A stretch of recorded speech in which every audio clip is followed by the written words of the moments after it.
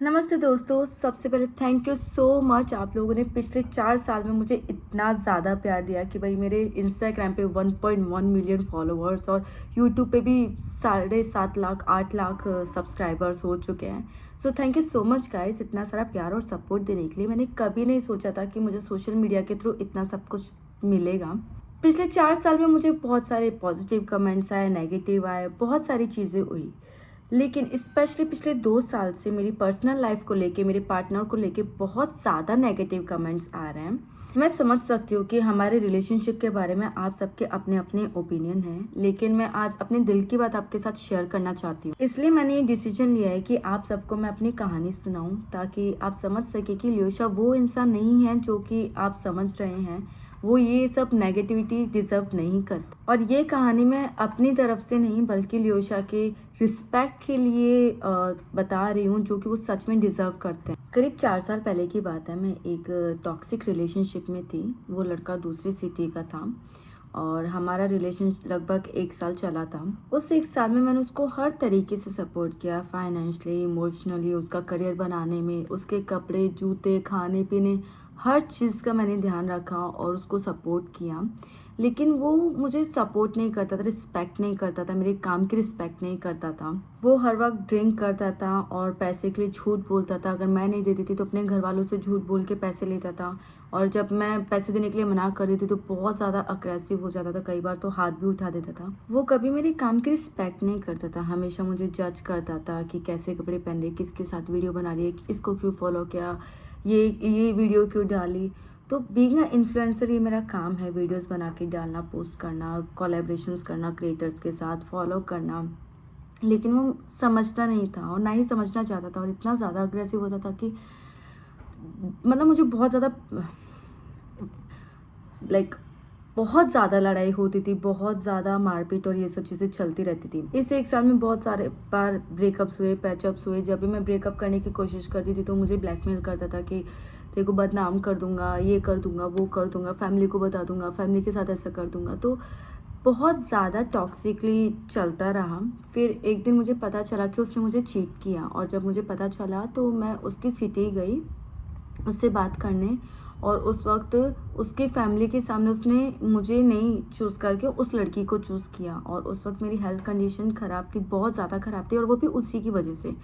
तो मैं हॉस्पिटलाइज़्ड हुई। जब मैं हॉस्पिटलाइज़्ड हुई तो वो अपनी उसी गर्लफ्रेंड के साथ आया, और तब मुझे पता चला कि वो उस लड़की को बोलता था कि मैं मीशा के साथ सिर्फ़ पैसे के लिए हूँ, नाम के लिए हूँ, एक बार मेरे पास पैसा जुड़ जाएगा तो उसके बाद मैं मीशा को छोड़ दूँगा और तेरे पास आ जाऊँगा। तो उस टाइम वो लास्ट था कि जब हम लोग बात किए थे, और उसके बाद मैं उससे प्रॉपर्ली मैंने ब्रेकअप कर लिया, सब कुछ ख़त्म हो गया। उस बंदे से ब्रेकअप के बाद मैंने अपनी लाइफ पे ज़्यादा फोकस किया, अपने करियर पे फोकस किया। मैंने जिमनास्टिक अकेडमी ओपन की। आप लोग सोच रहे होंगे कि मैं अपना एक्स के बारे में क्यों बता रही हूँ, मेरे को अपने और लियोशा के बारे में बताना है। तो भाई ये बहुत ज़्यादा इम्पोर्टेंट चीज़ है, आपको भी पता चलेगा। तो मैंने लियोशा को पहली बार मैसेज किया था करीब 5 साल पहले कि मुझे आपकी वीडियोस पसंद आई है, लेट्स डू कोलैबोरेशन। और उस टाइम उन्होंने मैसेज किया था कि भाई मैं अभी रशिया में हूँ, जब इंडिया आऊँगा तब बात करेंगे या फिर तब मिल सकते हैं। मैंने कहा ठीक है। अब उसके जब मेरा ब्रेकअप हुआ, जब मैं मूव ऑन कर रही हूँ, मैं अपने करियर पे ध्यान दे रही हूँ, उस वक्त करीब ब्रेकअप के 3 से 4 महीने बाद मैं बिज़ी थी अपने अकेडमी ओपन करने में, और उस वक़्त मेरे पास लियोशा का मैसेज आता है कि मैं जयपुर आने वाला हूँ 4 अक्टूबर को, let's meet and make videos. But मैं बिज़ी थी तो 4 अक्टूबर को नहीं, हम लोग करीब 9 या 10 अक्टूबर को मिले थे फर्स्ट टाइम। जब वो आया मेरी अकेडमी में, तो उस टाइम मैं लिटरली मतलब वो आ गया था सुबह अकेडमी में मेरे साथ वीडियो बनाने के लिए, लेकिन मैं इतनी ज़्यादा बिज़ी थी कि मैं शाम तक उसके साथ वीडियो नहीं बना पाई। और वो बंदा बिना किसी एक्सपेक्टेशंस के, बिना किसी सेल्फिश मोटिव के मेरे को सपोर्ट कर रहा था मेरे जिम को ओपन करने में, लाइक काम करने में मेरी हेल्प करा रहा था कि ईंटें इधर से उधर रखना और कहाँ पे क्या लगाना है, मतलब बहुत सारी चीज़ें में हेल्प कर रहा था। उसने एक बार भी मुझे ये नहीं कहा कि भाई मैं वीडियो बनाने आई हूँ, मेरे साथ वीडियो बना और चल ख़त्म कर, या फिर अगर तू बिज़ी है तो अपन नेक्स्ट टाइम कभी मिलेंगे, कुछ नहीं ऐसा। उसने एक बार भी मुझे ये महसूस नहीं होने दिया। उसने बहुत ओपन हार्टेडली मेरा मदद किया। मेरे को बहुत बुरा लग रहा था कि भाई वो बंदा इतनी दूर से आया है वीडियो बनाने के लिए और मैं वीडियो नहीं बना पा रही हूँ। तो मैंने उसको कहा चल ठीक है, अपन कल मिलते हैं, अपन कल वीडियोस बनाते हैं।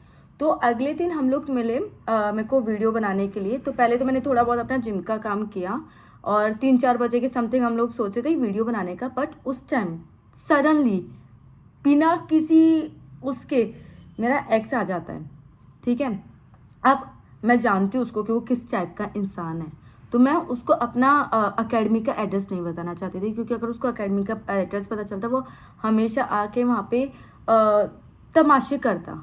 तो मैंने उसको अकेडमी का एड्रेस नहीं बताया। मैंने सोचा कि उसको ना पब्लिक पार्क में बनाते हैं, ताकि थोड़ा काम भी रहेगा और कुछ ज़्यादा चीज़ें नहीं कर पाएगा, कुछ ज़्यादा ड्रामा नहीं कर पाएगा। तो मैंने उसको कहा कि तो ना पब्लिक पार्क में आ जा। मैंने अपने असिस्टेंट को और अपने दोस्त को भेजा कि उसको लेके वहाँ पे आ जाओ, और मैं वहाँ पे पहुँची ल्योशा के साथ, क्योंकि हमें वहाँ पे वीडियो बनाने का भी सोच रहे थे। अब उस गार्डन में भाई पब्लिक गार्डन है, बहुत सारे लोग हैं वहाँ पर, गार्ड भी है, सब कुछ है। जैसे वो बंदा आता है, मैं यहाँ पे खड़ी थी ल्योशा के साथ, जैसे वो बंदा आता है मुझे आते ही थप्पड़ मारता है। वो बिना किसी बात के, बिना किसी मतलब किसी उससे कुछ रीज़न नहीं, हम लोगों की बात नहीं हुई पिछले 3-4 महीने में, वो जस्ट आया और सीधा थप्पड़ मारा। और उस सिचुएशन में जैसे मैं थप्पड़ खा के से ऊपर उठी, मेरा चश्मा गिर गया था। जैसे मैं ऊपर उठ के देख रही हूँ भाई ल्योशा उसके साथ भाई रेसलिंग कर रहा है मेरे लिए। वो लाइफ में फर्स्ट टाइम ऐसा था कि कोई इंसान मेरा साइड ले रहा है। वहाँ पे यार गार्ड थे, इतने सारे इंडियन लोग थे। तुम लोग बोलते हो ना इंडियन क्यों नहीं चुना, इंडियन, भाई वहाँ पे बहुत सारे इंडियन लोग थे। किसी ने मेरा स्टैंड नहीं लिया, किसी ने नहीं कहा कि भाई तूने लड़की को कैसे मारा। मेरा दोस्त खड़ा था, मेरा असिस्टेंट खड़ा था, गार्ड खड़ा था, सब लोग ऐसे खड़े होकर सिर्फ तमाशा देख रहे थे। एक वही इंसान था जिसने बिना कुछ सोचे समझे मेरा साइड लिया। बीइंग अ फॉरेनर, मैं आपको बता देती हूँ, अगर फॉरेनर, कोई सा भी फॉरेनर इंडिया में या फिर किसी भी कंट्री के अंदर फाइट करता है या फिर कुछ भी गलत चीज़ करता है, तो उसको सीधा देश से निकाल देते हैं और वो वापस कभी उस कंट्री में नहीं आ सकता। वो बंदा बीइंग अ फॉरेनर, उसने अपने बारे में बिल्कुल नहीं सोचा कि भाई उसके साथ आगे क्या होगा और क्या नहीं। वो जस्ट देखा कि उसने मुझे मारा और 1 सेकंड में उसने मेरे लिए स्टैंड लिया।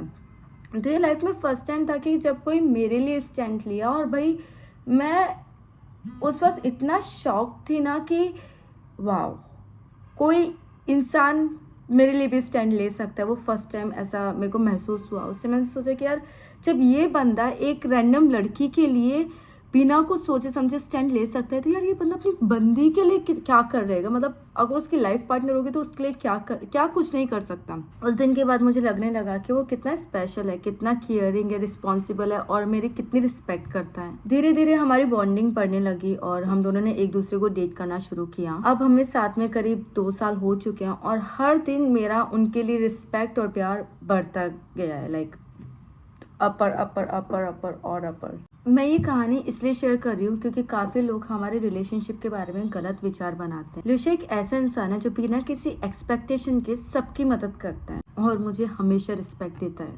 जो लोग हमारे रिलेशनशिप को जज करते हैं, मुझे बस उनसे एक रिक्वेस्ट है कि आप उनके एक्शंस को देखो, ना कि उनके बारे में मनगढ़ंत विचार बनाओ। ल्योशा सिर्फ मेरे पार्टनर नहीं बल्कि मेरा सबसे बड़ा सपोर्ट सिस्टम है। मतलब मेरी फैमिली से भी ज़्यादा मुझे ल्योशा ने सपोर्ट किया है मेरे करियर के अंदर और हर चीज़ में। तो आप लोग समझ सकते हैं कि वो मेरे लिए कितने मैटर करते हैं। हर इंसान की लाइफ में मुश्किलें होती हैं, लेकिन वो मुश्किलें हमें सिखाते हैं कि किसको अपनी लाइफ में जगह देनी है। मेरा पास एक टफ फेस था और उस फेस ने मुझे एक ऐसे इंसान तक पहुंचाया जो कि मेरी लाइफ का बेस्ट पार्ट है। मैं उन सब का शुक्रिया अदा करना चाहती हूँ जो मुझे सपोर्ट करते हैं, और जो नहीं करते उनसे बस एक गुजारिश है कि एक बार सोचिए कि लड़की के लिए उसकी रिस्पेक्ट और सपोर्ट करना कितना ज़रूरी है। Thank you for listening my story. Keep supporting, keep loving. Bye bye.